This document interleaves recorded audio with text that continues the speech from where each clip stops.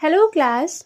I hope you guys are doing well. तो आज हम फिर से अपने द भारतीय न्याय संहिता 2023 की क्लास में आ गए हैं और आज हम अपने बीएनएस के जो फर्दर प्रोविजंस हैं उसके बारे में आज डिस्कस करेंगे और उसके जो की पॉइंट्स हैं यानी इसेंशियल्स पॉइंट्स हैं उसके बारे में जानेंगे। तो हमने हमारे आई थिंक पिछली क्लास में सेक्शन 113 यानी जो हमारा टेररिस्ट एक्ट है इसके बारे में हमने अच्छे से जान लिया था और इसके जो पनिशमेंट है, इसका डेफिनेशन क्या है और क्या क्या इंक्लूड होता है टेररिस्ट एक्ट में। इसके अलावा ऑर्गेनाइज्ड क्राइम और पेटी ऑर्गेनाइज्ड क्राइम क्या होता है वो सब भी हमने जान लिया था। आज हमको स्टार्ट करना है हर्ट से और हाँ आई थिंक हर्ट भी हमने पिछली बार ही देख लिया था, फिर भी आज प्रॉपरली स्टार्ट करेंगे हम अपना हर्ट से, ठीक है। तो इसके पहले एक छोटा सा रिकैप कि हमारा बीएनएस है क्या और अभी तक हमने आखिर क्या क्या कवर कर लिया है। तो आईपीसी हमारा काफ़ी बड़ा सब्जेक्ट था, एज वी ऑल नो कि 5 से 11 भाई उसमें सेक्शंस थे, है ना। डेफिनेशन अलग बताया गया था और उसके जो पनिशमेंट होते हैं यानी जो ऑफेंसेस के पनिशमेंट है वो अलग सेक्शन में बताया गया था। तो ये काफ़ी लेंदी था हमारे लिए, 5 से 11 उसमें सेक्शन थे।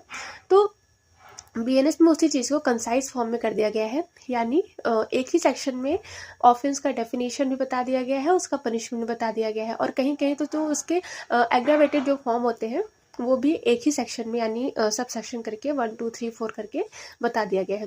तो हमारा बीएनएस में सबसे पहले तो सेक्शन ही कम हो जाते हैं, ठीक है। यानी चैप्टर हमारा 20 है, सेक्शन हमारे 358 यानी 358 हमको सेक्शंस पढ़ने पड़ते हैं और ये इन्फोर्स में आया था 1 जुलाई 2024 से। इसके पहले हमारा इंडियन पिनल कोड 1860 वो मतलब क्या कहते हैं अप्लाई होता था हमारे होल इंडिया में, जो कि एक सब्सटेंटिव लॉ है, हम जानते ही हैं। और इसमें ये एक तरफ से एग्जॉस्टिव लॉ नहीं है, मतलब इसमें एक तरफ से बोला जा सकता है कि ये बनाया गया है उस हिसाब से कि जितने भी दुनिया भर के ऑफेंस है वो सारे इसमें आ जाए, बट ऐसा तो नहीं है ना भाई। करने वाले कांड जो होते हैं वो पता नहीं क्या क्या कर जाते हैं। तो आईपीसी इस हिसाब से भी काफ़ी पुराना हो गया था, कॉलोनियल एरा का वो एक्ट था, तो इसलिए उसको हटा के हमारा मतलब कोड था तो उसको हटा के आज की सोसाइटी और आज के टाइम के हिसाब से जो भी ऑफेंसेस नए नए लाइक साइबर क्राइम हो रहा है, टेररिस्ट अटैक हो रहा है। भाई हमारे जब 1860 में आईपीसी बना था तब हमारे यहाँ टेररिस्ट अटैक नहीं था, है ना, क्योंकि उस समय ब्रिटिश कॉलोनियल था। तो उस समय ना हमारे यहाँ ऑर्गेनाइज्ड क्राइम के बारे में नहीं दिया हुआ था। तो ऐसी काफ़ी चीज़ें हैं जो उस टाइम में नहीं घटित होती थी लेकिन आज हो रही हैं। तो उस हिसाब से भी इसको देख के हमारा बीएनएस तैयार किया गया है। और इसके अलावा अब हमने इसमें कवर क्या क्या कर लिया है, जैसे इसमें चैप्टर हमने डेफिनेशन पहले हम क्या देखते थे, जनरल एक्सप्लेनेशन देखते थे सेक्शन 2 से लेके सेक्शन 6 से लेके 52A तक। तो अब वो चीज़ें हमारा सेक्शन 2 यानी उसके डेफिनेशंस में उसको पूरा क्लॉज के रूप में रख दिया गया है। इसके अलावा हमने पनिशमेंट देख लिया है, फिर पनिशमेंट्स यानी सेक्शन 4 से लेके 13 तक पूरा पनिशमेंट का चैप्टर है। ये हमने एज इट इज़ जैसे आईपीसी में था उसमें इसमें भी वैसे ही है, ज़्यादा कुछ चेंजेस नहीं है। और कम्युनिटी सर्विस एक चेंज हुआ है पनिशमेंट में, वो भी कई बार हम आपको बता चुके हैं। फिर आता है हमारा जनरल एक्सेप्शन जो कि सेम टू सेम जैसे हमारा आईपीसी में दिया हुआ था सेक्शन 76 से लेके 106 तक, वही यहाँ भी है। मिस्टेक ऑफ लॉ हो गया, मिस्टेक ऑफ फैक्ट हो गया, चाइल्ड का हो गया, वही डोली केपिक्स हो गया, अनसाउंड माइंड से रिलेटेड कोई पर्सन है तो उसको डिफेंस में मिल सकता है। और यहाँ पे इंटॉक्सिकेशन के बारे में बताया गया है, कंसेंट और मतलब वॉलंटरी कंसेंट से कोई काम किया गया है तो वो भी डिफेंस के रूप में, मतलब एक तरफ से हम जितना भी आईपीसी में हमने पढ़ा था वो सारा का सारा है, ठीक है। तो कुछ ज़्यादा इसमें चेंजेस नहीं है क्योंकि पूरा वही आईपीसी हमारा उठा के पूरा रखा गया है, बस मिनिमल इसमें चेंज हुए हैं, वो हम आगे जैसे जैसे पढ़ते जाएंगे वैसे वैसे ये हमारे सामने आता ही जाएगा, ठीक है। फिर हमने पढ़ लिया हमारा सेक्शन 4 जो बात करता है अबेटमेंट और कॉन्स्पिरेसी यानी क्रिमिनल कॉन्स्पिरेसी क्या होती है, ये भी हमने देख लिए हैं। फिर हम आ जाते हैं अपने चैप्टर नंबर 5 पे जो बात करता है of offence against women and child. तो पहले क्या था हमारे आईपीसी में कि वुमेन और चाइल्ड से जितने भी मतलब जितने भी उनके अगेंस्ट ऑफेंस थे वो तितर बितर थे आईपीसी में। लाइक मिसकैरेज कहीं और दिया हुआ है, ठीक है, 312 में मिसकैरेज दिया हुआ था। मैरिज से रिलेटेड हमारा 493 यानी 493 से स्टार्ट होता था, है ना। तो अलग अलग सेक्सुअल हरासमेंट कहीं और दिया हुआ है 354 ABCD, फिर पता लग रहा है रेप कहीं और दिया हुआ है 376। तो पूरे आईपीसी में बिखरे हुए थे, है ना। जितने भी वुमेन से और चाइल्ड से रिलेटेड जो भी के वो थे ऑफेंसेस थे, वो आईपीसी में इधर उधर बिखरे थे। तो हमारे बीएनएस में वही चीज़ें एक तरफ से क्रमानुसार रख दी गई हैं, यानी एक तरफ से कंसाइज फॉर्म में उसको एक ही लाइन में रख दिया गया है कि भाई आप चैप्टर 5 उठाओ और आपको वुमेन और चाइल्ड से रिलेटेड जितने भी ऑफेंसेस हैं वो आपको सब एक ही जगह पे मिल जाएगा। तो यहाँ पर रेप और सेक्सुअल हरासमेंट हो गया, उसके बाद मॉडेस्टी, आउटरेज ऑफ मॉडेस्टी, इसके अलावा जो मैरिज से रिलेटेड जो भी हमारे ऑफेंसेस होते हैं, लाइक डॉबरी डेथ हो गया, उसके बाद ये बाइगमी हो गया, है ना। काफ़ी मतलब जितने भी मैरिज से रिलेटेड होते हैं, कॉजिंग मिसकैरेज हो गया, ये सब हम एक साथ ही पढ़ते हैं। फिर अगेंस्ट चाइल्ड, जितने भी चाइल्ड से अगेंस्ट जो भी ऑफेंस होते हैं उसको भी हम एक बार में ही एक ही जगह पे पढ़ लेते हैं। फिर आ जाते हैं हम चैप्टर नंबर अपने 6 में, जो बात करता है of offence affecting the human body. तो अब हम जो कल्पेबल होमिसाइड जो हमारा 299 300 से लेके स्टार्ट होता था, वो हम आ गए हैं हमारे सेक्शन नंबर 100 से 146 तक। मतलब 100 से लेके 146 सेक्शन के अंदर हमको पूरा जो ह्यूमन बॉडी के अगेंस्ट जो भी ऑफेंसेस होते हैं उनके बारे में जानने को मिलता है।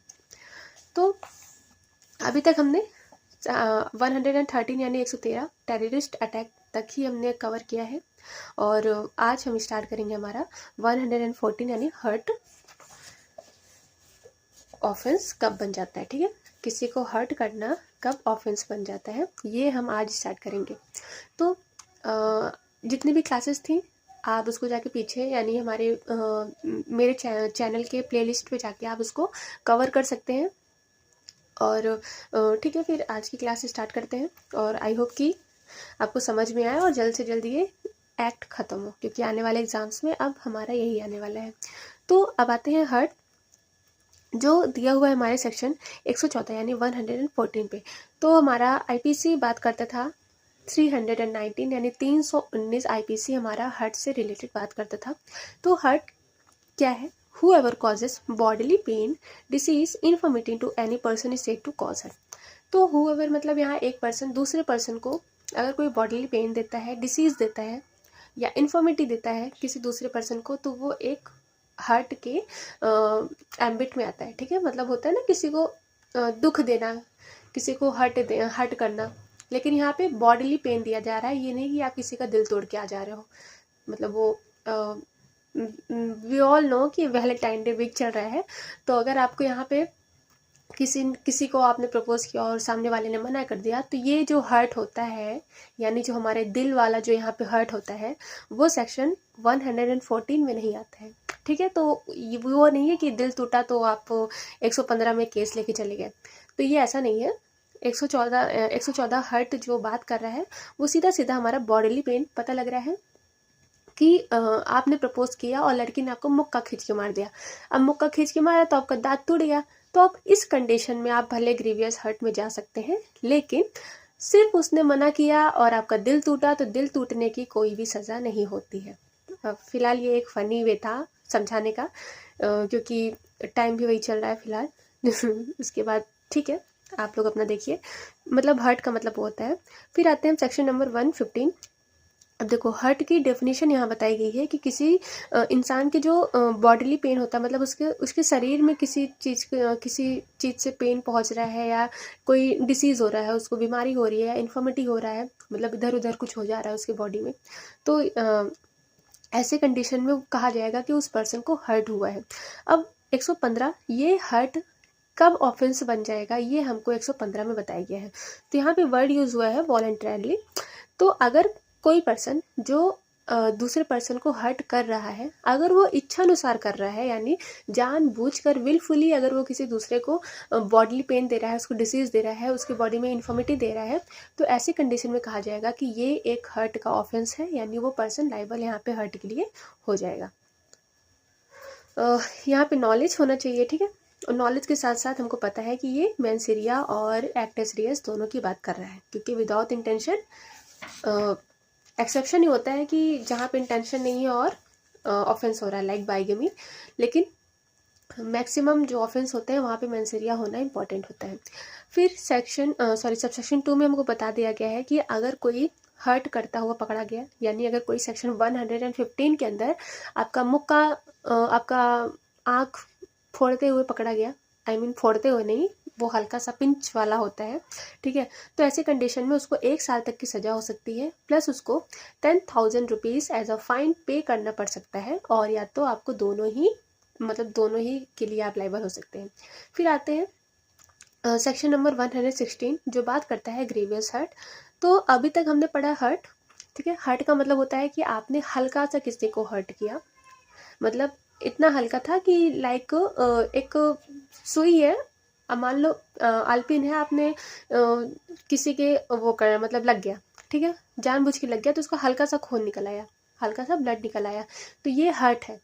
लेकिन अब वहीं पता लगे आप चाकू लेके उसकी उंगली ही काट दे रहे हो, तो जो ये उंगली कट के जो अलग हो रही है, यानी पूरी पूरी बॉडी ही उसकी चेंज हो जा रही है आपके एक कार्यक्रम से, मतलब आपके एक एक्ट से सॉरी, तो ऐसी कंडीशन में वो कहा जाएगा ग्रीवियस हर्ट। तो सेक्शन हमारा 320 आईपीसी ग्रीवियस हर्ट के बारे में बात करता था, सेम टू सेम हमारा 116 बीएनएस भी वही है, ठीक है, बस यहाँ पे एक चेंज हुआ है, आप यहाँ पे लिख भी सकते हैं कि ये जो यहाँ पे 15 डेज का बॉडीली पेन है, ये पहले हमारा आईपीसी में 20 दिन का दिया हुआ था, है ना। हमारा ग्रीवस हर्ट अगर आता था तो एक चीज़ हमको हमेशा याद रहती थी कि आप किसी को इतना मार दो कि वो 20 दिन तक बेड से उठ ही ना पाए। तो जो ये 20 दिन का बॉडीली पेन होता है, अगर वो 20 दिन या 20 दिन से ज़्यादा अगर वो हॉस्पिटलाइज है, तो ऐसी कंडीशन में माना जाएगा कि उसके साथ ग्रीवियस हर्ट का ऑफेंस किया गया है।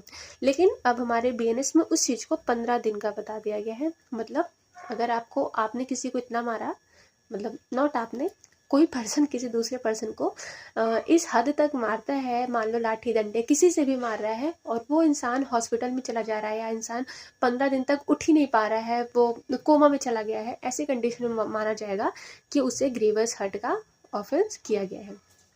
तो यहाँ पे 8 ग्राउंड दिए हुए हैं, जबकि जो हमारा हर्ट है वो ग्रीवियस हर्ट में कन्वर्ट हो जाएगा। इमैस्कुलेशन, ठीक है, मतलब किसी को एकदम, वो कहते नहीं कि एकदम से इतना मार दो कि वो बेचारा एकदम उठने लायक ना रह जाए, एकदम विहीन हो जाए अपने प्रभाव से, वो वाला। फिर होता है परमानेंट प्राइवेशन ऑफ इधर साइड, मतलब आइदर आई साइड, किसी की आँख में लग जा रही है बहुत तगड़ा, कि वो मतलब एक तरफ से देखा जाए तो वो ब्लाइंड हो जा रहा है पर्सन, परमानेंट हो जा रहा है ये चीज़ें। उसके कान में प्रभाव पड़ जा रहा है जो कि परमानेंटली हो जा रहा है, मान लो बहरा हो जा रहा है। उसके जॉइंट यानी उसका हाथ पैर टूट जा रहा है, ठीक है, जिसकी वजह से उसको 15 दिन तक या उससे ज़्यादा उसको बेड रेस्ट लेना पड़ रहा है। फिर डिस्ट्रक्शन है permanent impairing power of any member joint, वही सेम, ठीक है, हाथ पैर तोड़ना है, हेड और उसके सर और उसके फेस को डिसफिगरेशन कर देना, मतलब पता लग रहा है कि उसकी नाक ही तोड़ दे रहे हो आप, तो पूरे चेहरे पे जो है अजीब सा निशान हो गया है, सुंदर सुंदर सुंदर दिखता हुआ इंसान एक मतलब अजीब सा दिख रहा है। तो और ये चीज़ें परमानेंटली हो रही है। और उसके बाद फ्रैक्चर यहाँ पे बताया गया है, dislocation of bone and tooth, हड्डियों का टूट जाना, उसके दांतों का टूट जाना, ठीक है, मुक्का से मार रहे हो आगे वाले दांत ही गायब हो जा रहे हैं, तो ऐसे कंडीशन में। और या तो यहाँ पे कोई हर्ट हो रहा है जो कि उसके लाइफ को डेंजर में डाल रहा है, और वो 15 दिन तक उस बॉडीली पेन से गुजर रहा है, बहुत ही सीवियर बॉडीली पेन से गुजर रहा है, तो ऐसी कंडीशन में माना जाएगा कि उसे ग्रीवियस हर्ट का उसके साथ ग्रीवियस हर्ट का ऑफेंस कारित किया गया है, ठीक है। अब 117 में बताया गया है, चलो ये तो हमारा डेफिनेशन हो गया कि ग्रीवियस हर्ट क्या क्या, मतलब उसके अंदर क्या क्या ग्राउंड्स होते हैं। अब यही सेम चीज़ कब ऑफेंस बन जाती है, जब एक पर्सन दूसरे पर्सन के साथ ये चीज़ इच्छा अनुसार करता है, यानी वॉलंटरली करता है, यानी विलफुल, यानी जानबूझ के अगर कोई पर्सन किसी दूसरे पर्सन के साथ ये सारे ग्राउंड्स या इनमें से कोई एक भी कर दे रहा है, तो ये माना जाएगा कि वो ग्रीवियस हर्ट के लिए लायबल है, और ऐसी कंडीशन में उसको 7 साल तक की सज़ा मिल सकती है, और प्लस साथ में फ़ाइन भी देना पड़ सकता है। अब यहाँ पे हमारा सबसेक्शन नंबर 3 और सबसेक्शन नंबर 4 ये जो है न्यूली ऐड हुए हैं, ठीक है, यानी हम हमारे आईपीसी में हम ये सिर्फ 2 ही देखते थे, 320 और आई थिंक 325 में था हमारा वॉलेंटरली ग्रीवियस हर्ट। तो अब सबसेक्शन नंबर 3 4 न्यूली ऐड हुआ है, तो इसमें देखते हैं क्या बोला गया है। Whoever commits an offence under subsection 1 in the course of such commission causes any hurt to a person which causes that person to be in permanent disability or in persistent vegetative state। तो permanent मतलब कोई भी person किसी दूसरे person को इतना hurt करता है, यानी उसको ग्रीवस हर्ट पहुंचा रहा है, और ऐसे कंडीशन में जो विक्टिम है यहाँ पे या तो वो परमानेंट डिसेबल हो जा रहा है, यानी मान लो फॉर एग्जांपल कि यहाँ पे उसका पैर परमानेंट, उसका जो है पैर जो है वो डिसलोकेट हो जा रहा है, या बहुत ज़्यादा वायलेंस हो गया, तो पता लग रहा है कि उसके हाथ ही काट दिए, ठीक है, तो उसका हाथ ही अलग हो गया है पूरा। तो अगर परमानेंट डिसेबल हो जा रहा है, या तो परसिस्टेंट वेजिटेटिव स्टेट का मतलब होता है कि वो एक तरफ से कोमा में चला गया है, मतलब ना हिल रहा है ना डुल रहा है, बस उसकी सांसें चल रही हैं। तो अगर ऐसी कंडीशन में किसी पर्सन कोई भी जो विक्टिम है अगर पहुंच जाता है, तो ऐसी कंडीशन में जो यहाँ पे एक्यूज्ड है, यानी जिसने ये काम किया है, उसको 10 साल तक से मतलब उसको 10 साल तक की सज़ा हो सकती है, या फिर मैक्सिमम उसे आजीवन कारावास यानी इम्प्रिजनमेंट फॉर लाइफ मिल सकता है, ठीक है। और मतलब वही पर्सन नेचुरल लाइफ, मतलब जब तक जीवित रहेगा तब तक जेल में रहेगा, क्योंकि ये एक बहुत ज़्यादा हीनियस ऑफेंस है, ठीक है।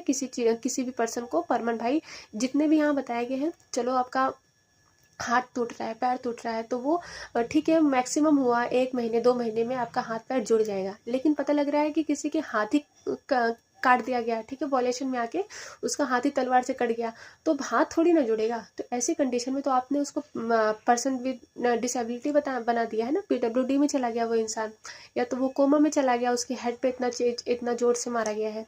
तो ऐसी कंडीशन में उसे 10 साल से लेके और आजीवन कारावास तक सजा मिल सकती है। फिर सबसेक्शन नंबर 4 में बताया गया है कि व्हेन अ ग्रुप ऑफ 5 और more person acting in concert causing grievous hurt to person on the ground of his race, caste, community, sex, place of birth, language and personal belief or any other similar ground। तो यहाँ पे सीधा सीधा हमारा common intention की बात की गई है, यानी एक तरफ से देखा जाए तो ये भी एक मॉब लिंचिंग। अब सीधा सा मॉब लिंचिंग में तो किसी की डेथ होनी ज़रूरी है, लेकिन यहाँ पे इंसान की डेथ नहीं हो रही है, लेकिन वो ऐसी कंडीशन में चला जा रहा है, ठीक है, मतलब उसको बहुत ज़्यादा ग्रीवस हर्ट हो जा रहा है, और ये कार्य किया जा रहा है by the people of 5, group of 5 यानी 5 या 5 से अधिक लोगों के द्वारा ये चीज़ें की जा रही हैं। और ये चीज़ें किस ग्राउंड पे की जा रही हैं, लाइक किसी कास्ट को लेके, है ना, रिलीजन को लेके यहाँ पे झगड़ा छिड़ जा रहा है। पता लग रहा है कि एक कम्युनिटी का बंदा दूसरे कम्युनिटी में चला गया, तो दूसरे जो है वो ग्रुप में आके उसको मतलब उसके ऊपर हावी हो गए, उसको मारने पीटने लग गए। तो ऐसी कंडीशन में यहाँ पे बोला जा रहा है कि each member of such group shall be guilty. तो यहाँ पे जितने भी उस ग्रुप में रहेंगे, जितने भी एक्यूज्ड हैं यहाँ पे, यानी 5 और 5 से ज़्यादा जो भी ग्रुप में मिलके यहाँ पे ऑफेंस कर रहे हैं, वो सारे ही यहाँ पे गिल्टी पाए जाएंगे, और सबको 7 साल तक की सज़ा हो सकती है, और प्लस फाइन भी देना पड़ सकता है। फिर आते हैं सेक्शन नंबर 118 118, जो बात करता है वॉलेंटरली कॉजिंग हर्ट और grievous hurt by dangerous weapon और मीन्स। तो यहाँ पे डेंजर वेपन्स की बात की जा रही है कि अगर कोई हर्ट करता है किसी दूसरे पर्सन को विलफुली या इच्छानुसार जानबूझ के, अगर यहाँ पे किसी को हर्ट किया जा रहा है या ग्रीवियस हर्ट किया जा रहा है, किससे किया जा रहा है, बाय द डेंजर वेपन्स और मीन्स। एक तो यहाँ पे वेपन का यूज़ किया जा रहा है, like instrument for shooting, gun हो गया, स्टैबिंग यहाँ पे मान लो नाइफ हो गई, चाकू हो गई, कटिंग यानी मान लो तलवारबाजी हो गई, इस टाइप के अगर वेपन्स का यहाँ पे यूज़ किया जा रहा है, या एनी काइंड ऑफ फायर का यूज़ किया जा रहा है, हीटेड सब्सटेंस का यूज़ किया जा रहा है, या कोई पॉइजन का यूज़ किया जा रहा है, मतलब एक तरफ से जो एक डेंजर वेपन है किसी भी इंसान को मारने के लिए, अगर उसका यूज़ करके यहाँ पे किसी भी पर्सन के साथ हर्ट और ग्रीवियस हर्ट किया जा रहा है, तो ऐसी कंडीशन में यहाँ पे 3 साल तक की सज़ा मिल सकती है, और प्लस 20,000 तक का फाइन उनको पे करना पड़ सकता है, ठीक है। और है तो या तो यहाँ पे 20,000 तक की फाइन उनको देनी पड़ेगी, या तो 3 साल की उनको सज़ा मिलेगी, या तो दोनों ही उनको मतलब दोनों के लिए वो लायबल है, ठीक है। और यहाँ पे ये याद रखिएगा bye means of any animal. तो ये एक आई थिंक कंफ्यूजिंग पार्ट है कि अगर मान लो एनिमल का मतलब है कि किसी ने कुत्ता पाला है, बहुत ही डेंजर पाला है कुत्ता, और उसने जानबूझ के किसी पर्सन के ऊपर मजाक में या जानबूझ के उससे किसी बदला लेने के लिए अपना पालतू कुत्ता छोड़ दिया और उस कुत्ते ने उसको काट लिया है, और ऐसा काटा है कि भाई कुत्ते काटते हैं तो जानते ही आप क्या होता है।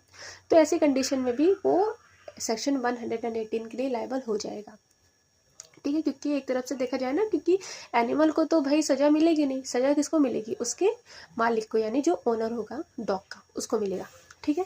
फिर आते हैं इसके सबसेक्शन नंबर 2 में बताया गया है whoever except the subsection 2 of the section 122, हम आगे देखेंगे अभी, shall be voluntary causing grievous hurt by means of referred section. तो ये हमारा ग्रीवियस हर्ट के बारे में बताया गया है, यहाँ पे ये बोला गया है। फिर आते हैं सेक्शन नंबर 119 में जो बात करता है वॉलंटरली कॉजिंग हर्ट और grievous hurt to extort property और to constrain to an legal act. तो ये सारे, आप पहली बात तो इतना डीपली पढ़ने की ज़रूरत नहीं है, सारे इंडेक्स बेस पे आते हैं, मतलब बहुत ज़्यादा पूछा जाएगा तो आपसे इंडेक्स बेस पे पूछा जाएगा, इससे रिटर्न में तो बहुत ही ज़्यादा कम पूछा जाता है, ठीक है। तो इसमें ज़्यादा दिमाग लगाने की भी ज़रूरत नहीं है, मेन पार्ट ज़्यादा याद रखिएगा।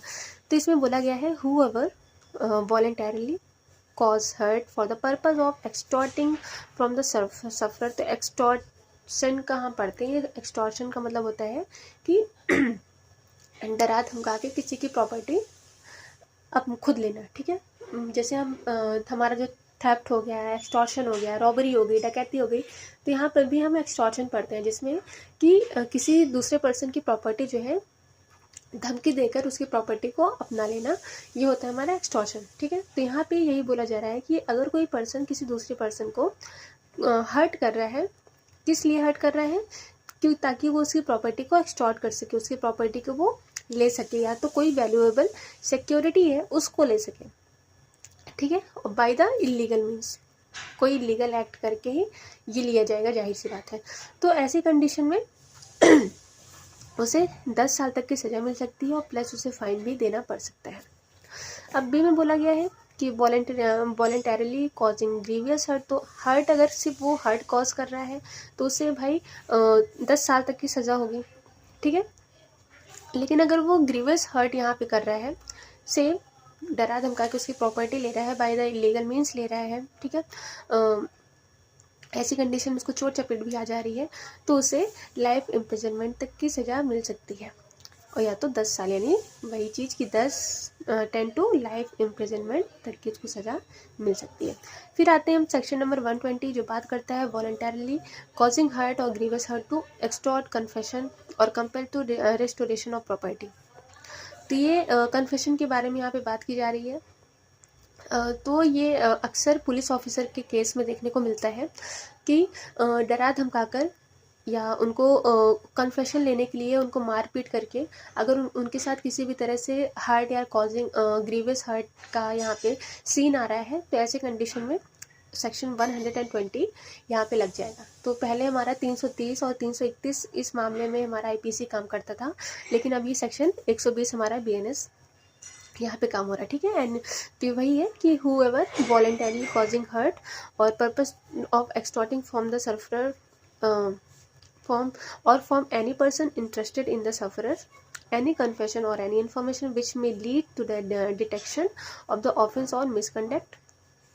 तो इतना ना समझिए, सीधा सीधा से इसका मतलब ये है कि अगर कोई भी पुलिस ऑफिसर है या कोई भी पर्सन है, पुलिस ऑफिसर तो मान लो इसके इलस्ट्रेशन में दिया हुआ है, तो हम एज इसको पुलिस ऑफिसर का ही केस मान के चलते हैं, लेकिन यहाँ पे हूएवर लिखा हुआ है, तो यहाँ पे एनी इंडिविजुअल भी यहाँ पे इंक्लूड हो जाते हैं, ठीक है।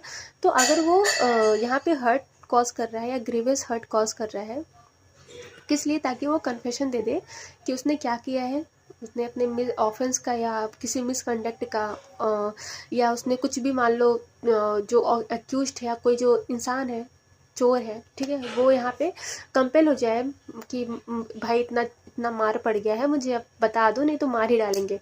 तो ऐसी कंडीशन में यहाँ पे जो अगला पर्सन है, जो पुलिस ऑफिसर है या फिर कोई अदर पर्सन है, वो यहाँ पे लायबल हो जाएगा और उसे 7 साल तक की सज़ा भी मिल सकती है, ठीक है। और ये देखिए गिव इन्फॉर्मेशन विच में lead to restoration of any property. और वैल्यूएबल सिक्योरिटी। तो यहाँ पे किसी प्रॉपर्टी का रेस्टोरेशन हो रहा है। फॉर एग्जांपल ये चोरी का ये है कि मान लो एक चोर ने अपने पास प्रॉपर्टी रखी हुई है और पुलिस उसको मार पीट करके उससे पूछताछ कर रही है कि तुमने कहाँ रखा है। तो भाई जाहिर सी बात है, पहली बात तो ऐसा मतलब करना इलीगल है ना, इलीगल ही है लेकिन किया जाता है। और ऐसी कंडीशन में अगर जिस पर्सन के साथ ये हो रहा है अगर उसको हर्ट हो गया है या ग्रीवियस हर्ट हो गया है तो सेक्शन 120 के तहत पुलिस ऑफिसर यहाँ पे लायबल होगा और उसको 7 साल तक की सज़ा मिल सकती है। ठीक है, अगर उसके खिलाफ FIR दर्ज हो गया तो इसका लिस्टेशंस इंपॉर्टेंट है, दोनों ही आप देख लीजिएगा। लाइक ए है जो कि पुलिस ऑफिसर है, टॉर्चर करता है जज को in order to induce state to confess that he committed a crime, A is guilty of offence. तो यहाँ पे उसको जज जो है यहाँ पे एक तरफ से वो एक्यूज्ड है और उसको टॉर्चर किया जा रहा है बाय द पुलिस ऑफिसर कि तुम कन्फेस करो कि तुम्ही ने क्राइम किया है।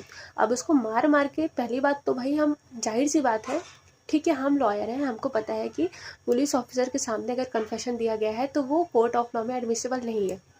लेकिन एक आम इंसान जो कि लॉ के बारे में नहीं जानता है, मान लो नहीं जानते हैं, बहुत लोग नहीं जानते हैं, सबको हम नहीं बोल सकते हैं, तो ऐसी कंडीशन में तो वो इंसान मार खा के या तो डर के कन्फेस कर देगा, है ना, या तो मार खाता ही रहेगा, मार इतना खा लेगा कि वो मर ही जाएगा। तो ऐसी कंडीशन में यहाँ पे जो पुलिस ऑफिसर है वो गिल्टी हो जाते हैं हमारे 120 के लिए और उनको 7 साल तक की सज़ा मिल सकती है। ओके, तो अब इसके तीनों इलस्ट्रेशन देख लीजिएगा। ठीक है, सारे टॉर्चर्स के बारे में बताया जा रहा है, जो 3rd डिग्री टॉर्चर दिया जाते हैं पुलिस ऑफिसर के द्वारा, तो वो चीज़ें यहाँ पे बोली जा रही हैं। अब वो भाई हर्ट था, अब वॉलेंटरली या अगर यहाँ पे कॉजिंग ग्रीवियस हर्ट किया जा रहा है तो ऐसी कंडीशन में यहाँ पे 10 साल तक की सज़ा भी दी जा सकती है।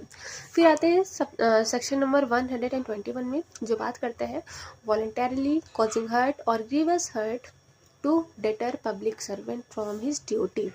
तो अब यहाँ पे जो पब्लिक सर्वेंट है वो हमारा विक्टिम बन गया और जो पर्सन यहाँ पे उसको हर्ट कर रहा है, उनको हर्ट कर रहा है या ग्रीवियस हर्ट कर रहा है, उनको अपने ड्यूटी को करने के लिए रोकने, मतलब वो उनको ड्यूटी करने से रोकने के लिए अगर ये कारित किया जा रहा है तो ऐसी कंडीशन में जो वो पर्सन है यानी जो एक्यूज्ड है वो लायबल होगा और उसको यहाँ पे 5 साल तक की सज़ा मिल सकती है। ठीक है, ये तो हुआ हमारा वॉलेंटरली कॉजिंग हर्ट के लिए 5 साल तक की सज़ा है। अगर सेम टू सेम यहाँ पे ग्रीवियस हर्ट कारित किया जा रहा है तो ऐसी कंडीशन में उसे 10 साल तक की सज़ा मिल सकती है। तो यहाँ पे वही चीज़ कि ये एक मतलब फॉर एग्जांपल जैसे कहीं स्ट्राइक हो रहा है या कहीं पे जैसे होते हैं ना कि स्ट्राइक वगैरह होते हैं या दंगा फसाद हो रहा है, वहाँ पे मान लो पुलिस ऑफिसर, पब्लिक सर्वेंट, मान लो पुलिस ऑफिसर ही है, वो रोक रही है, पब्लिक को रोक रही है कि मत करो, ऐसा मत करो, अगला बंदा आता है पब्लिक ऑफिसर को ही मारने लगता है। अब ऐसी कंडीशन में पब्लिक ऑफिसर को मान लो हर्ट हो गया, उसके चोट लग गई, ठीक है, तो ऐसे कंडीशन में अगले जिसने ये काम किया है उसको 5 साल तक की सज़ा मिल सकती है। लेकिन अब इतना तेज आपने मार दिया कि मान लो पुलिस ऑफिसर का पैर एकदम से डिसलोकेट हो गया है और वो अब नहीं जुड़ सकता है, यानी यहाँ पे ग्रीवियस हर्ट हो गया है एक तरफ से, तो ऐसी कंडीशन में जो यहाँ पे एक्यूज्ड यानी जो पर्सन जिसने पुलिस ऑफिसर को ये मारा है, ऐसे कंडीशन में से 10 साल तक की सज़ा मिल सकती है। तो ये हो गया हमारा सेक्शन 121। फिर आते हैं सेक्शन नंबर 122 जो बात करता है वॉलेंटरली कॉजिंग हर्ट और ग्रीवियस हर्ट ऑन प्रोवोकेशन। तो यहाँ पर प्रोवोकेशन की बात की जा रही है, यहाँ का कीवर्ड क्या याद रखने लायक है, great and sudden provocation. Sorry मेरी आवाज़ बहुत धीमी आ रही है क्योंकि तबीयत थोड़ी ख़राब थी तो इसलिए, ठीक है, तो आप प्लीज़ फ़ोन को थोड़ा लाउड रख के सुनिएगा, आई होप कि आपको सुनाई दे। तो 122 जो है वो बात कर रहा है यहाँ पे प्रोवोकेशन के बारे में कि अगर कोई पर्सन किसी दूसरे पर्सन को हर्ट कॉज कर रहा है, यहाँ पे अपने इच्छा अनुसार हर्ट कॉज कर रहा है और वो कैसी कंडीशन में कर रहा है, ग्रेव एंड सडन प्रोवोकेशन, मतलब उसको किसी ने बहुत ज़्यादा प्रोवोक किया है, कहते नहीं कि गाली गलौज हो रही है कि सोसाइटी में एक पर्सन है वो गाली दिए जा रहा है, दूसरा है वो गाली दिए जा रहा है, अब ऐसे गाली में पता लगा है किसी ने मुक्का खींच के मार दिया एक पर्सन को, तो यहाँ पे क्या हुआ, अगले इंसान को हर्ट कॉज हो गया। तो ऐसी कंडीशन में उसको जिसने ये मतलब मारा है, ठीक है, जो एक्यूज्ड है यहाँ पे, उसको 1 महीने तक की सज़ा हो सकती है या उसको 5,000 तक का फाइन देना पड़ सकता है या फिर बोल। अब यहाँ पे भाई हर्ट हुआ है, ठीक है, लेकिन यहाँ पे आपने ग्रीवियस कॉज मतलब ग्रीवियस हार्ट कॉज कर दिया है, यानी मान लो sudden grave and sudden provocation, यानी उत्तेजना में आके बहुत ज़्यादा एकदम हीट वाला मूवमेंट होता नहीं है कि हट जाओ वरना मार डालेंगे आज, चाहे जेल ही जाना पड़ जाए। तो ऐसी कंडीशन में आपने आपने किसी पर्सन ने दूसरे पर्सन को मान लो बहुत ज़्यादा मार दिया, लाठी से मार दिया, उसके सर पे मार दिया, जिससे उसका हेड जो है वो ब्लॉक हो गया है मान लो, ठीक है, मतलब उसको बहुत ज़्यादा प्रॉब्लम हो गई। तो ऐसी कंडीशन में क्या माना जाएगा कि यहाँ पे मतलब ये हमारा 122 ये सबसेक्शन 2 में आ जाएगा, और यहाँ पे उसको 5 साल तक की सज़ा मिल सकती है, प्लस उसको 10,000 तक का फाइन भी देना पड़ सकता है। This section is subject to same provision exception number 1 of section. तो 101 में हमने क्या पढ़ा था, मर्डर, ठीक है। मर्डर का एक्सेप्शन नंबर 1 यही बोलता है कि कब कल्पेबल होमिसाइड मर्डर नहीं होता है। तो जाहिर सी बात है कि जब ग्रेव एंड सडन प्रोवोकेशन हो रहा है और अगर वो पर्सन मर गया, ठीक है, अगर वो मर गया तो वो कल्पेबल होमिसाइड हो जाएगा। मान लो अगर पर्सन नहीं मरा है, वो सिर्फ कोमा में है, या मान लो 15 दिन से ज़्यादा वो हॉस्पिटलाइज हो गया है, ठीक है, अगर ऐसी कंडीशन में मान लो वो मरा नहीं है, वो जिंदा है, बट वो ऐसी कंडीशन में है कि उठने लायक नहीं है, तो वो हमारे सेक्शन 122 के सब सेक्शन नंबर 2 में फॉल कर जाएगा, ठीक है। एक तरफ से ये हमारा मर्डर का एक्सेप्शन ही माना जाएगा। फिर आते हैं हम अपने सेक्शन नंबर 123 123 जो बात करता है causing hurt by means of poison etcetera with intent to commit an offence. तो यहाँ पे इंटेंशन है ऑफेंस करने का, और किससे कॉजिंग हर्ट कर रहा है, यहाँ पे पॉइजन, यानी उसको जहर दे के मारना चाहता है इंसान। तो ऐसी कंडीशन में अगर वो पकड़ा गया, यानी अगर वो लायबल हुआ, तो उसे 10 साल तक की सज़ा मिल सकती है, प्लस उसको फाइन भी देना पड़ सकता है, ठीक है। तो यहाँ पे पॉइजन के रूप में एक तो जहर इंक्लूड है, एक स्टूपिफाइंग, पता नहीं क्या है ये, इंटॉक्सिकेटिंग एंड होलसम ड्रग, मतलब ड्रग हो गया, जहरीली शराब हो गई, ठीक है, दवाइयाँ हो गई, पॉइजन्स हो गए, चूहे मारने वाली दवा हो गई। अगर ये सब खिला के कोई किसी अगले पर्सन को हर्ट कॉज कर रहा है, उसको एक तरफ से मारने वाला इंटेंट है यहाँ पे, लेकिन इंसान मरता नहीं है, ठीक है, तो ऐसी कंडीशन में उसे 10 साल तक की सज़ा मिल जाती है। भाई अगर मर जाएगा तो जाहिर सी बात है वो तो मर्डर में चला गया, लेकिन अगर नहीं मरा है तो वो कहाँ आ जाएगा, 123 में आ जाएगा। फिर आ गया हमारा 124 जो बात करता है voluntarily causing grievous hurt by use of acid. तो ये पहली बात तो हमारा 326A 326B हमारा न्यूली एडेड हुआ था 2013 के अमेंडमेंट से, ठीक है, हमारा IPC वो याद करने लायक है। लेकिन अब 124 और 125 हमारा BNS बात करता है इसके बारे में। तो सेम टू सेम वही है, ज़्यादा इसमें डिफरेंस नहीं है। तो 124 वही है कि अगर कोई person causes permanent or partial damage or deformity or burns, maims or disfigure or disable any person or part of body of a person, cause grievous hurt by throwing acid or by administering acid। यानी यहाँ पे acid को पूरी तरह से मतलब throw करने के बारे में बात की जा रही है, अटेम्प्ट के बारे में यहाँ पे बात नहीं की जा रही है। यानी यहाँ पे एसिड किसी दूसरे पर्सन के ऊपर फेंक दिया गया है, ठीक है, ताकि वो जल जाए या परमानेंट या पार्शियल डैमेज हो जाए। मान लो किसी के फेस पे फेंक दिया गया है, या उनके ऊपर फेंक दिया गया है, फेस हट गया तो बाल पे पड़ गया, इस टाइप के, यानी उनको या तो पार्शियल डैमेज हो रहा है या परमानेंट डैमेज हो रहा है, या उनके बॉडी पे बर्न हो जा रहा है, यानी जल जा रही है उनकी बॉडी। ऐसे अगर यहाँ पे क्या कहते हैं ऑफेंस हो रहे हैं, तो ये हमारा सेक्शन 124 के एम्बिट में आएगा। और इस मतलब इस सारे जो यहाँ पे कांड हो रहे हैं, सारे जो एक्ट हो रहे हैं, ऐसी कंडीशन में जो हमारा विक्टिम है वो परमानेंट वेजिटेटिव स्टेट में चला गया है, यानी एक तरफ से वो कोमा में हम इसको बोल सकते हैं, ठीक है, उस स्थिति में चला गया है।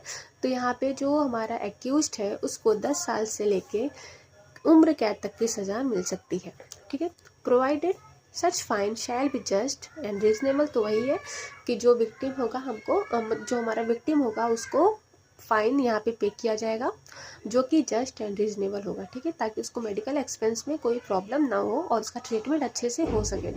तो इसके लिए हम सेक्शन हमारा CRPC का सेक्शन मुझे याद है 357 का बी हम पढ़ते हैं, BNSS में मुझे नहीं याद आ रहा है, आई थिंक उसको एक बार रिवाइज कर लीजिएगा।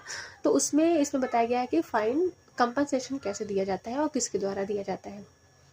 तो ये जाहिर सी बात है एक्यूज्ड के द्वारा दिया जाएगा, ठीक है, अगर क्योंकि एक्यूज्ड पता है यहाँ पे कि किसने थ्रो किया है, ठीक हो गया। और सबसेक्शन 2 यहाँ पे बात करता है थ्रोज एंड अटेम्प्ट।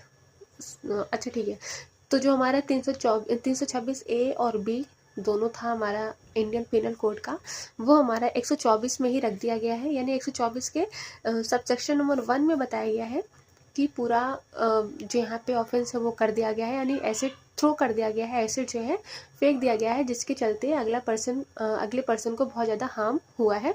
और हमारा सबसेक्शन नंबर 2 यहाँ पे बात करता है कि या तो थ्रो किया गया है या तो अटेम्प्ट किया गया है, ठीक है, यानी किसी पर्सन के ऊपर एसिड तो फेंका गया है, लेकिन इसके चलते मतलब उनको ज़्यादा कुछ प्रॉब्लम्स नहीं हुई है, लेकिन एक तरफ से भाई अटेम्प्ट तो हुआ है, थोड़ा बहुत तो हुआ ही होगा, है ना, सेम थोड़ा बहुत तो वो जले होंगे, पार्शियल डैमेज हुआ होगा या परमानेंट डैमेज हुआ होगा। तो ऐसी कंडीशन में अगर यहाँ पे अटेम्प्ट किया जाता है तो उन्हें 7 साल तक की सज़ा मिल सकती है, यानी किसको, एक्यूज्ड को।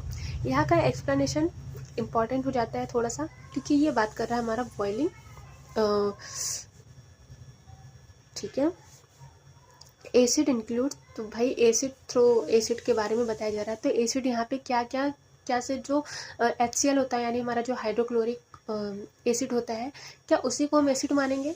तो ऐसा नहीं है, ठीक है। एसिड के रूप में बहुत सारी चीज़ें काम आ सकती हैं, मतलब लाइक एक स्पिरिट होता है, एसिड H2SO4 होता है, HCl होता है, या यहाँ पे बॉइलिंग वाटर भी एक एसिड के रूप में ही रखा गया है। यानी बहुत ज़्यादा अगर बॉइलिंग वाटर है, अगर आप वो भी किसी के ऊपर फेंकते हैं तो जाहिर सी बात है अगला इंसान जल जाएगा, ठीक है, उसको छाले निकल सकते हैं। तो जो बॉइलिंग वाटर है वो भी एसिड के रूप में इंक्लूड किया जाता है।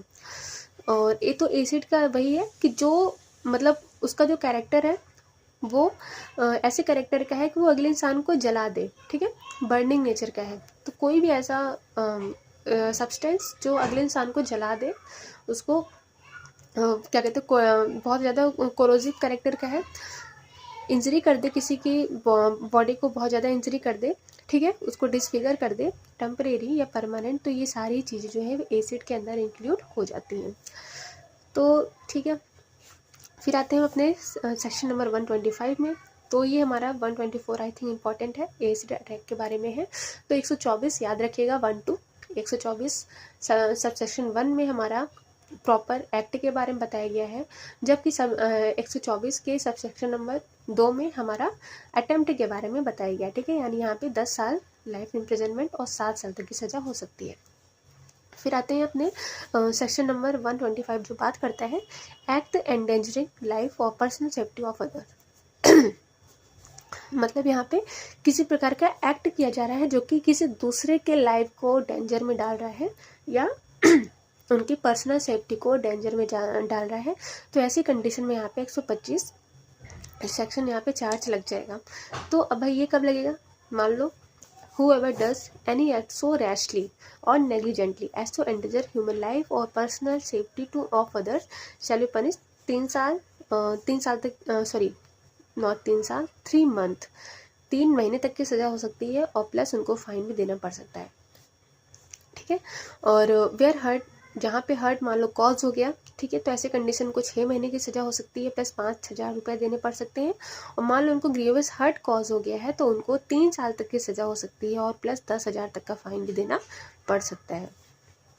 तो ये रैशली और नेग्लिजेंटली का मतलब होता है कि फॉर एग्जांपल, वैसे तो हम इसके लिए अलग से ही पढ़ेंगे, वो जो रोड पे ऐसे नागिन डांस करते हुए चलते हैं ना लड़के आजकल, तो मान लो वो नागिन डांस कर रहे हैं और जाके किसी के घुस गए पिछवाड़े में, ठीक है, तो वो अपना तो गए, जो उनके साथ पर्सन है उसको भी डेंजर में डाले, तो ऐसी कंडीशन में उनके ऊपर 125 लायबल हो जाएगा, ठीक है। फिर हम आते हैं अपना हमारा 126 यानी जो बात करता है रॉन्गफुल रेस्ट्रेंट और रॉन्गफुल कन्फाइनमेंट, यानी 126 और 127 इम्पॉर्टेंट है। ओके, तो इसको हम आज ही कवर कर लें। ज़्यादा है, कर ही लेते हैं, छोड़ो। तो फटाफट इसको बताते हैं, ठीक है। रॉन्गफुल रेस्ट्रेंट क्या होता है और रॉन्गफुल कन्फाइनमेंट क्या होता है। तो रॉन्गफुल कंस्ट्रेंट भाई देखो, इसके अगर डेफिनेशन में जाओगे तो वही है कि एनी डायरेक्शन, तो any direction that person has to right to proceed. तो यहाँ पे डेफिनेशन एक बार साइड रखो, यानी जो हमारा बेयर एक्ट है उसको साइड में रखो। रॉन्गफुल रेस्ट्रेंट और रॉन्गफुल कन्फाइनमेंट क्या होता है, बहुत ही इजी फॉर्म में अगर समझना हो तो रॉन्गफुल रेस्ट्रेंट का मतलब होता है जब कोई पर्सन आपको एक डायरेक्शन में जाने से रोकता है, यानी आपका राइट टू प्रोसीड है उस डायरेक्शन में जाने से वो आपको रोक लेता है। लेकिन मान लो कोई चौराहा है, ठीक है, चौराहा है, आपको इस रोड से जाना है लेकिन उसका दूसरा रोड भी निकला हुआ है, आप उस रोड से जाएंगे तब भी आप अपने घर पहुंचेंगे, इस रोड से जाएंगे तब भी आप अपने घर पहुंचेंगे। अब मान लो पर्सन जो है वो आपको इस रोड पे रोक लेता है, ठीक है, लेकिन आपके पास अभी भी दूसरा ऑप्शन है कि आप इस रोड से ना जाके इस रोड से चले जाओ, लेकिन आपको जाना है इसी रोड से। तब ये होता है हमारा रॉन्गफुल रेस्ट्रेंट, यानी जब कोई एक डायरेक्शन में आपको रोक कर रखता है, ठीक है, और आपके राइट टू प्रोसीड का यहाँ पे हनन होता है, तो वो होता है हमारा रॉन्गफुल रेस्ट्रेंट, ठीक। और इसका जो उल्टा होता है वो होता है हमारा रॉन्गफुल कन्फाइनमेंट। तो कन्फाइनमेंट का मतलब होता है जब आपको कोई चार दीवारी के अंदर कोई आपको घेर के रखे, यानी मान लो किसी ने आपको घर पे ही बंद कर दिया, आप घर पे बंद कर दिया, सारे गेट लॉक है, सारे विंडोज लॉक है, ठीक है, सब कुछ लॉक्ड है, आप कहीं से भी बाहर नहीं जा सकते हो, तो वो होता है रॉन्गफुल कन्फाइनमेंट। मतलब जब आपको चारों डायरेक्शन में आपको रोक के रखा जाता है तो वो होता है हमारा रॉन्गफुल कन्फाइनमेंट। और जब आपको किसी एक डायरेक्शन में रोक के रखा गया है लेकिन आपके बाकी तीन डायरेक्शन आपको दिए हुए हैं कि आप भाई जाओ, उधर से चले जाओ, तो ऐसे कंडीशन में आपको रॉन्गफुल रेस्ट्रेंट वहाँ पे ऑफेंस माना जाएगा, ठीक है। अब एक्सेप्शन है यहाँ पे भाई, obstruction of private way, good faith. अब पता लग रहा है कि वहाँ पे पुल बन रहा है इसलिए आपको रोका गया है, लेकिन आप तो कोर्ट में चले गए कि पुल को रोको, पहले हमको जाने दो, तो वो तो गुड फेथ में है ना, वो तो पुल बन रहा है ताकि आप कल को वहाँ से जा सको। तो ऐसे कंडीशन में आप सेक्शन 126 का केस लेके कोर्ट नहीं जा सकते हो, ठीक है। तो रॉन्गफुल वो भी हो गया। रॉन्गफुल अगर रेस्ट्रेंट कोई करता है तो उसको 1 महीने तक की सज़ा और 5,000 रुपये तक का फाइन देना पड़ सकता है। रॉन्गफुल कन्फाइनमेंट क्योंकि ये बहुत मतलब ये रेस्ट्रेंट से ज़्यादा हीनियस है, क्योंकि भाई किसी को एक डायरेक्शन में रोक के रखना और किसी को चार दीवारी में बंद करके रखने में बहुत ज़्यादा फ़र्क होता है। तो अगर कोई रॉन्गफुल कन्फाइनमेंट करते हुए पकड़ा गया तो उसे 1 साल तक की सज़ा हो सकती है प्लस 5,000 तक का फाइन उसको देना पड़ सकता है, ठीक है।